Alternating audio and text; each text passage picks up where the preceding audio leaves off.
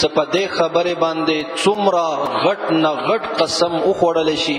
هغه قسم به وړو کوي څه خو پیغمبر صلی الله علیه وسلم خواهش پرستا اور د بیبیانو د خځو خواهشمند نو هغه خبره باندې ډومبنه دلیل خود دقه دی څه خو پیغمبر صلی الله علیه وسلم 25 کال عمر وو او ډومبنه نکاح خو پیغمبر صلی الله علیه وسلم د 40 کالو بوډي خدای سره کړی اور هغه خزه هم دوه خوندانو نه کونډه شوی و نو اوس مونږ او تاسو سوچ وکړو چې مونږ او تاسو یوې ځوانې سره هم چې هغه خزه ځوان وي مونږ او تاسو نه په عمر کې هم وړاوي خدا دې چې کله هغه کونډه وي یا هغه ته یو خوند طلاق ورکړی وي نو هغه خزه مونږ او تاسو خپل نکاح کې نه قبلو به دغه شانته خزه هغه بیا چوپ په نکاح کې کوي چې هغه دویم نکاح وي هغه په بنی باندې بیا ودیږي ولی دا مطلقه ده ولی دا کونډه ده اور خو پیغمبر صلی الله علیه وسلم 25 کال عمر ده اور حسن و جمال په اعتبار سره د خو پیغمبر صلی الله علیه وسلم مقابله کائنات کې څوک نشي کولای الله تعالی ته خو پیغمبر صلی الله علیه وسلم ته کم حسن ور کړو حضرت عائشہ رضی الله تعالی عنها فرمایي چې د مصر زنانو چې یوسف علیه السلام اولیدل هغه خپل غوته کاټ کړلې کچرته هغه زما محبوب پیغمبر علیه السلام دغه تندې مبارک لیدلې و نو هغه به دغه چاړې په خپل زړونو کې منډلې و لواحي زلیخا لو رأینا جبینه لاثرنا بالقطع القلوب على الايدي هغه به دغه غوتو په ځای خپل زړونو ته ترجیح ورکړي و چې دغه چاړې به زړونو کې منډلې و اور د خو پیغمبر صلی الله علیه وسلم دغه بچپن کې دغه ځواني کې څه کم اخلاق هغه په باره کې تاسو ته واقعات بیان شوي دي چې حتی کې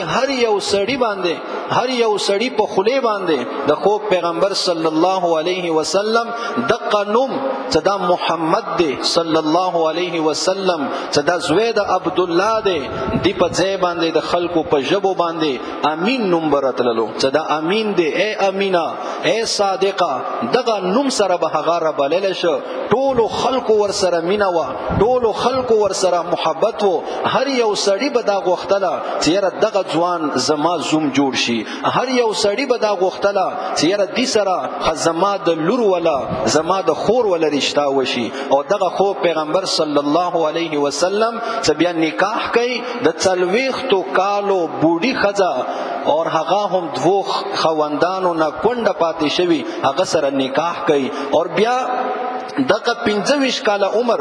دا د ځواني عمر دا د طاقت ولا عمر دا د خواهش ولا عمر وی اور بیا حضرت خدیجه رضی الله عنها چې څومره پوری ژوند دي تقریبا 25 کال خو پیغمبر صلی الله علیه وسلم سره تیر کړی دي د دوران کې خو پیغمبر صلی الله علیه وسلم بل چا سره نکاح نه دی کړی بل چا سره یو د نه دی کړی حتی کې چې دغه مکه کافرانو خو پیغمبر صلی الله علیه وسلم ته بدا فرمایش کول اور دا آفر به ورته کول چې ته دغه توحید ول دعوت پرېږدوا او دا زمونږ د بوتانو مذمت پرېږدوا تا څه شي خوخوي مونږ به تا ته هغه درکو تا څومره مال او دولت خوخوي مونږ به درته درکو ته دغه مکه مکرمه یا د بل شهر یوې زنانا باندې لاس کېږدوا هغه څومره مہر وی هغه به مونږ ادا کو مونږ به هغه ته په نکاح کوو اور غټ نه غټ سردار لور د خوخوي غټ نه غټ بادشاہ لور د خواخوي مونږ څه هم کو هغه به مونږ